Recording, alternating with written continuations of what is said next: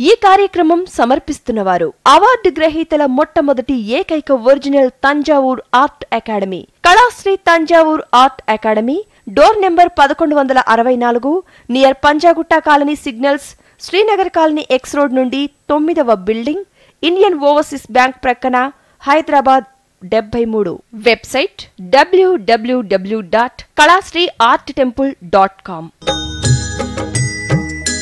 श्रीमन्नारायण नारायण हरि हरि, श्रीमन्नारायण नारायण हरि हरि, श्रीमन्नारायण नारायण हरि हरि, श्रीमन्नारायण नारायण हरि हरि.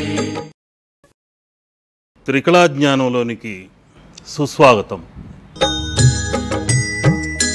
श्रीमन्नारायण नारायण हरि हरि, श्रीमन्नारायण नारायण हरि हरि, श्रीमन्नारायण नारायण हरि हरि, श्रीमन्नारायण नारायण हरि हरि. ప్రతి వారం ఒక్కొక్క ముద్ర గురించి, ఒక్కొక్క దేవతా చిత్ర వర్ణన గురించి తెలుపుతూ వస్తున్నాను. ఈ వారం ఇంతవరకు కనీ విని ఎరిగినటువంటి మరొక ముఖ్యమైన ఉన్మాద తత్వాన్ని, ఉన్మత్వాన్ని కలిగించే మరో రుద్ర రూపం గురించి తెలుసుకుందాం. ఒక వ్యక్తి ఉన్మాదిలా ప్రవర్తిస్తున్నాడు, పిచ్చివాడిలా ప్రవర్తిస్తున్నాడు అని ఎప్పుడైతే అనుకుంటామో ఆ వ్యక్తి మరొక మహాశక్తిగా మారబోతున్నాడు అన్నది మనం గుర్తుంచుకోవాలి. సాధనతో ఒక ఉన్మాదిలా లక్ష్యంతో ఏ పనైనా చేస్తూ ఉంటే తప్పకుండా ఆ కార్యక్రమంలో అతను విజయాన్ని సాధిస్తాడు. ప్రపంచంలో పిచ్చి అనేది రకరకాలు ఉన్నాయి. ఆ రకరకాల పిచ్చిలో ధన పిచ్చి కొందరికి, మద పిచ్చి కొందరికి, సన్మానాల పిచ్చి కొందరికి, రాజకీయ పిచ్చి కొందరికి, ఇలా రకరకాల పిచ్చి రకాలు ఉన్నాయి. అటువంటి కోవకు చెందిన నాటక రంగం కూడా ఉంది, చిత్రకళ కూడా ఉంది. చిన్నప్పుడు నన్ను కూడా ఒక పిచ్చివాడిలా చూసేవారు. 24 గంటలు పిచ్చి గీతలే గీసుకుంటుంటావు, నువ్వేం చదివి బాగుపడతావా అని తిట్టేవాళ్ళు ఉండేవాళ్ళు. నాకైతే ఆ పిచ్చి గీతల్లోనే ఒక ఆనందం కలిగేది. దేవాలయాల్లో విగ్రహాలు శిథిలావస్థలో ఉన్న అందులో ఉన్న అందాన్ని ఆస్వాదిస్తూ ఉండిపోయేవాడిని. పయనించే మేఘాల్లో కూడా చిత్ర విచిత్రమైన దృశ్యాలు కనిపించేవి, ఎన్నెన్నో ఆకారాలు కనిపించేవి. ప్రకృతి మాత ఇన్ని రకాల రూపాలని మనకు ఇస్తుంది, మనం వరాన్ని పొందుతున్నాము అని ఆనందపడి వెంటనే ఆ చిత్రాన్ని చిత్రించేవాడిని. ఇదొక రకమైన పిచ్చి. పుస్తకాలు నిత్యం చదువుతుంటే పుస్తకాల పురుగు, వీడో పిచ్చోడు అనేవాళ్ళు. ఇలా రకరకాలైన ఉన్మాది తత్వముతో తిరుగారే వ్యక్తులు కొందరున్నారు. వారిని అఘోరీలు, సన్యాసులు, బైరాగులు, ఇలా రకరకాల పేర్లతో పిలుస్తుంటారు. ఒకరైతే నిత్యం నాటకాలే జీవితం అని సంసారాన్ని కూడా లెక్క చేయకుండా ఆ కళకే జీవితాన్ని అంకితం చేసి నిత్యం కళారాధనలోనే ఉంటారు. నిజం చెప్పాలంటే వాళ్ళు కూడా ఒక యోగి లాంటి వాళ్ళే. ఒక్కొక్క కళలో ఆ విధమైన పిచ్చి ఉన్మాది తత్వాన్ని కలిగించేది ఎవరయ్యా అంటే ఒకే ఒక దేవుడున్నాడు, ఆయనే పాంచాలికేశ్వరుడు. భక్తి అన్నది కూడా ఒక పిచ్చి లాంటిదే. మంత్రం జపిస్తూ ఉండటం కూడా ఒక పిచ్చి లాంటిదే. నిత్యం ఏదో ఒకటి పరిశోధిస్తూ ఉండటం కూడా పిచ్చి లాంటిదే. ఆ విధంగా శోధిస్తూ ఉంటేనే, తవ్వుతూ ఉంటేనే ఊటైనా ఊరుతుంటుంది. పరిశోధిస్తూ ఉంటేనే ఒక విజ్ఞానం వెలుగులోనికి వస్తుంది. మంచి కళాతృష్ణ ఉన్న శిల్పి ఏదో ఒక రాయిని శిల్పం చెక్కడానికి ఎన్నుకోడు. అనేక రకాలుగా ప్రతి శిలని పరిశోధించి పలు కోణాల్లో చూసి తాను అనుకున్న రూపం అందులో సందర్శించుకుంటూ దర్శించుకోలేనప్పుడు దానిని త్యజించి మరో శిలకై వెతుకుతూ ఉంటాడు. అదో కళా తృష్ణ. ఆ కళా పిపాస అన్నది, ఆ దాహం అన్నది వారికి సామాన్యంగా తీరదు. ఒక పిచ్చివాడిలా కొండా కోణంలో తిరుగుతూ మంచి రాయి కోసం గాలించి చివరికి ఒక అద్భుతమైన శిలను ఎన్నుకుంటాడు. ఆ ఎన్నుకున్న శిల కూడా బ్రాహ్మణ వర్ణమా, క్షత్రియ వర్ణమా, వైశ్య వర్ణమా, శూద్ర వర్ణమా అన్నది చూసి ఆ తరువాతే దాన్ని ఎన్నుకోవటం జరుగుతుంది. అందులో కూడా 3 తెగలున్నాయి. పురుష విగ్రహానికి పురుషతత్వం ఉన్న రాయినే ఎన్నుకోవాలి. రాళ్లలో కూడా పురుష, స్త్రీ, నపుంసక అన్న 3 తత్వాలు ఉన్నాయి. అందులో పురుష తత్వమున్న శిలను ఆ శిల్పి ఎన్నుకొని అందంగా చెక్కడానికి ప్రయత్నిస్తూ 10 రోజులలో చెక్కవలసిన శిల్పాన్ని 10 నెలల సమయం తీసుకొని చెక్కడం జరుగుతుంది. ఎందుకంటే వారిలో ఉన్న కళాతృష్ణ అటువంటిది. కేవలం ఆ జీవితం మొత్తం కళకే అంకితం చేసిన వారు ఉన్నారు. క్రిందటి వారం ఆలయ నిర్మాణం కోసం దగ్గర ఒక 500 దేవాలయాల్ని సందర్శించడం జరిగింది.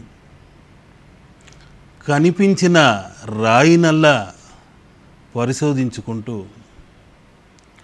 పూర్తిగా అదృష్టమయమైన శిలాతత్వము, రూపాలు ఎక్కడెక్కడ ఉన్నాయో నేను ఒక పిచ్చివాడిలా, ఉన్మాదిలా 5 రోజుల పాటు తిరిగాను. మౌనవ్రతంతో తిరిగాను. కొన్ని రూపాలు సందర్శించుకున్నాను. వీలైనంత త్వరలో అవన్నీ ఆలయ నిర్మాణానికి గాను పూర్తిగా పరిశోధన పుస్తకంలో అవి భద్రపరిచి తీసుకొచ్చాను. ఆ శిలల గురించి పరిశోధన చేసినప్పుడు అమరశిల్పి జక్కన్న నిర్మించిన ఆలయం ఒకటి ఉంది. జక్కన్న గురించి అందరికీ తెలిసిందే.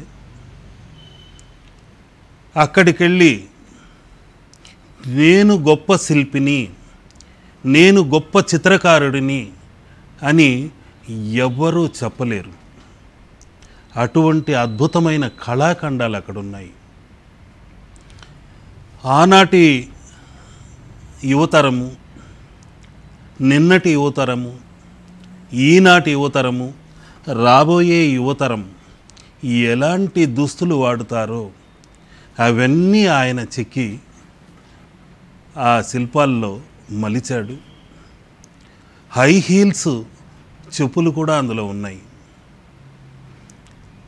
తబలాకున్న నారి కూడా రాతిలోనే చెక్కాడు. ఎవరైనా సరే ఆ శిల్పాల్ని చూస్తే మైమరచిపోతారు. విదేశీయులు గ్రూపుగా అక్కడికి వచ్చారు.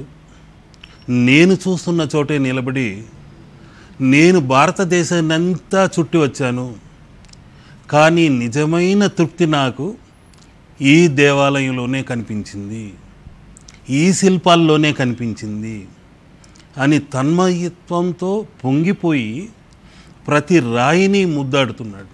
ప్రతి అంగుళం, అక్కడున్న ప్రతి అంగుళము కళాఖండమే. సరస్వతి నాట్యమాడుతూనే ఉంది. అంత అద్భుతమైన శిల్ప చాతుర్యము భారతదేశంలో కాదు కదా, ప్రపంచంలో మరెక్కడా లేదని ఘంటాపదంగా చెప్పచ్చు. ఈ ఆలయ నిర్మాణం గురించి నేను కూడా ఉన్మాదిలా తిరిగానని చెప్పేందుకే ఈ చిన్న ఉదంతం చెప్పాను. ఆలయ నిర్మాణం ఎలా చేయాలో ఆ దేవతలు అనుగ్రహించారు. తప్పనిసరిగా దానికంటూ కొన్ని శిలలను ఎన్నుకోవటం జరిగింది. చిత్ర విచిత్ర రూప దర్శనాలు దర్శించటము జరిగింది. ఎన్నెన్నో వేల ముద్రలు ఉన్నాయి. కళ అన్నది అనంతం. దానిలో వీలైనంత వరకు అందరికీ అదృష్టకరంగా, అదృష్ట వరంగా మారే ముద్రలను కొన్ని సేకరించి నా మనోమథనంలో వాటిని వీలైనంత వరకు మరో రకంగా ముద్రలుగా మీకు అందించాలని కొన్ని చిత్రాలను భద్రపరిచాను. వారం వారం అందులో దాగిన పరమార్థాన్ని కూడా మీకు తెలుపుతూ వస్తాను. ఇప్పుడు నేను మాట్లాడుతున్నది కూడా మీకందరికీ తెలియచేయాలనేది కూడా ఒక ఉన్మాది తత్వమే, పిచ్చితనమే. ఇలా ప్రపంచంలో అందరూ పిచ్చివారే, కానీ ఆ పిచ్చి ముదిరితే మంచికే దారితీస్తుంది. ఒక శిల్పి కష్టపడి చెక్కుతూనే ఉంటాడు. ఆ శిల్పం అందంగా వచ్చేంత వరకు చూసి తృప్తి పడక మళ్ళీ మళ్ళీ దానికి నగిశీలు చెక్కుతూనే ఉంటాడు. అదేవిధంగా మనం కూడా ఇంటిని నిత్యం అలంకరిస్తూనే ఉంటాం. కొందరైతే అపరిశుభ్రంగా ఉంచుకుంటారు, అది వేరే విషయము. నిత్యం ఎవరైతే ఇంటిని దేవాలయంగా భావించుకుంటూ, ఇంటినే కాదు మన శరీరం కూడా దేవాలయమే అని భావించుకుంటూ, పరిసర ప్రాంతాల్ని మానసికంగా మనల్ని పరిశుభ్రపరుచుకుంటూ, ఎలాంటి చెడు ఆలోచనలు లేకుండా ఉంటే పాజిటివ్ ఎనర్జీ అన్నది తప్పకుండా వచ్చి మనల్ని చేరుతుంది. ఇక పాంచాలికేశ్వరుడు గురించి తెలుసుకుందాం. పాంచాలికేశ్వరుడు అన్నది కొన్ని పురాణాల్లోనే మనకు తెలుస్తుంది. మహాశివుడు దక్షయజ్ఞంలో సతిని కోల్పోయి దుఃఖితమైన మనసుతో, వైరాగ్య తత్వముతో సంచారం చేస్తున్నప్పుడు మన్మధుడు ఇదే అదనుగా భావించి శివుడిపై పుష్పబాణాల్ని సంధించాడు. అవి తగిలిన వెంటనే శివుడు ఆ బాణ ప్రభావానికి మరింత ఆవేశంతో, మహోగ్రంతో, ఉన్మాదిగా మారి విరహజ్వాలలతో, సతీ వియోగంతో పిచ్చివాడిలా తిరుగుతున్నాడట. కనిపించిన నదిలో దిగి తనలోని ఉన్మాది తత్వాన్ని, అగ్నిజ్వాలల తత్వాన్ని వదిలించుకున్నాడు. ఆ నది పేరే యమునా నది. ఆ యమునా నది ఎప్పుడైతే శివుడు అందులో దిగి స్నానమాచరించి బయటకు వచ్చాడో వెంటనే నల్లటి వర్ణాన్ని సంతరించుకుంది. ఆనాటి నుండే ఆమె ఈ భూమాతకి కేశపాసమై నిలబడింది.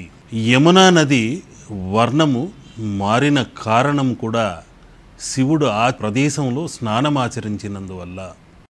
ఎప్పుడైతే శివుడు స్నానమాచరించి పైకొచ్చాడో వెంటనే కుబేరుడి పుత్రుడు ఎదురయ్యాడు. అప్పుడు శివుడు అతనిని చూసి, నేను మన్మథ బాణావస్థకు గురయ్యాను, ఉన్మాది తత్వముతో ఉన్నాను.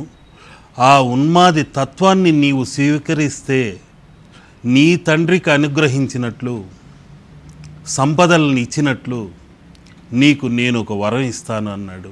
శివాజ్ఞ అంటూ అతను ఆ ఉన్మాది తత్వాన్ని స్వీకరించాడు.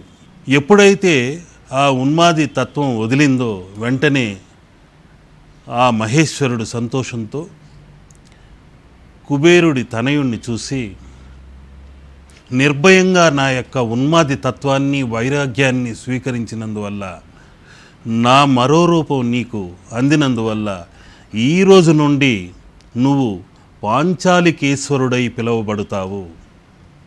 నీ యొక్క అనుగ్రహం ఎక్కడైతే ఉంటుందో అక్కడల్లా వారి ఉన్మాది తత్వమే వారి విజయానికి కారణమవుతుంది.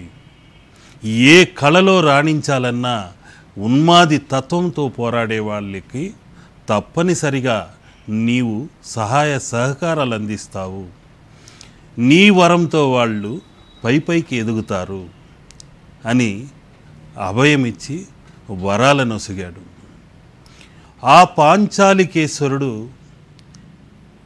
ఒక వ్యక్తి పైకి ఎదగాలంటే, ఒకే లక్ష్యం కుదరాలంటే అతను వరం ఇచ్చి తీరాలి.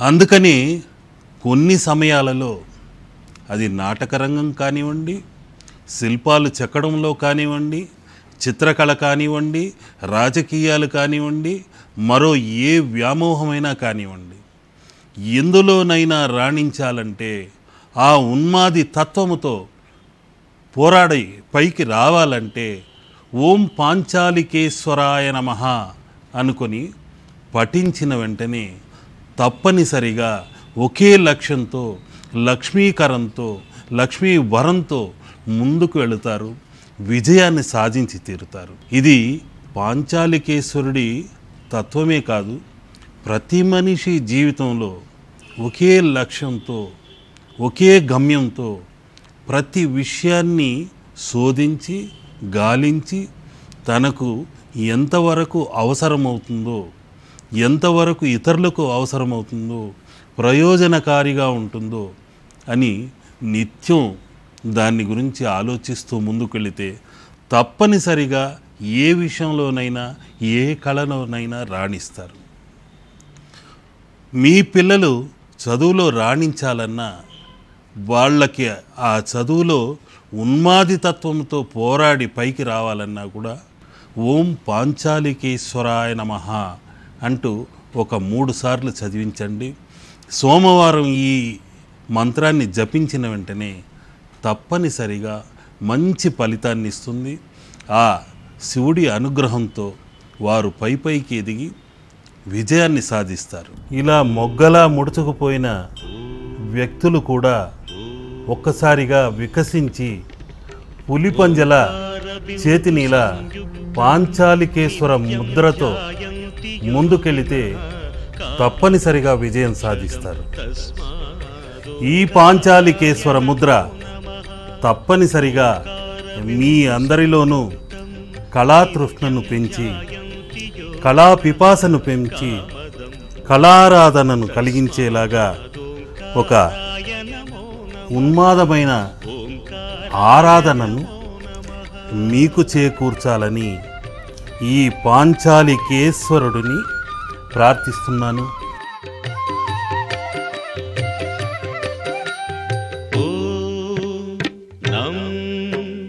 నమంతి మునయః సర్వే నమంత్యప్సరసాంగణాః నరాణామాదిదేవానాం నకారాయ నమో నమః నకారాయ నమో నమః. అద్భుతమైన మహిమాన్వితమైన శక్తి తరంగాలు నిండి ఉన్నాయి.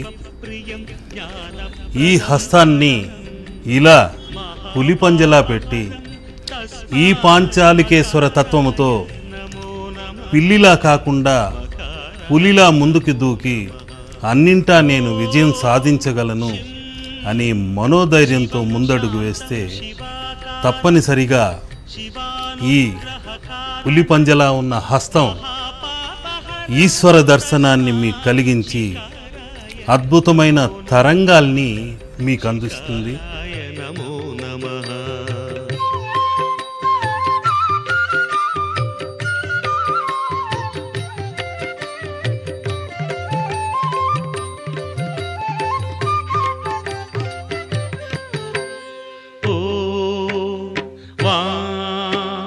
వాహనం వృషభో యస్య వాసుకీ కంఠభూషణం వామశక్తిధరం దేవం వకారాయ నమో నమః.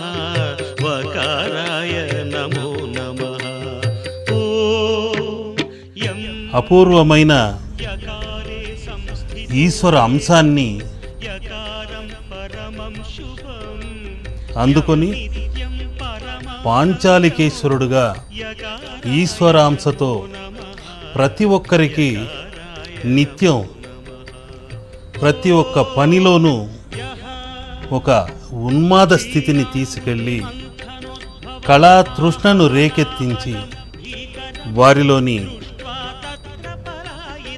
జ్ఞాన పిపాసకు తోడై అన్నింటా విజయాన్ని చేకూరుస్తూ నిత్య పరిశోధనలో వారికి అనుకూల ఫలితాల్ని కలిగిస్తూ వస్తున్నాడు.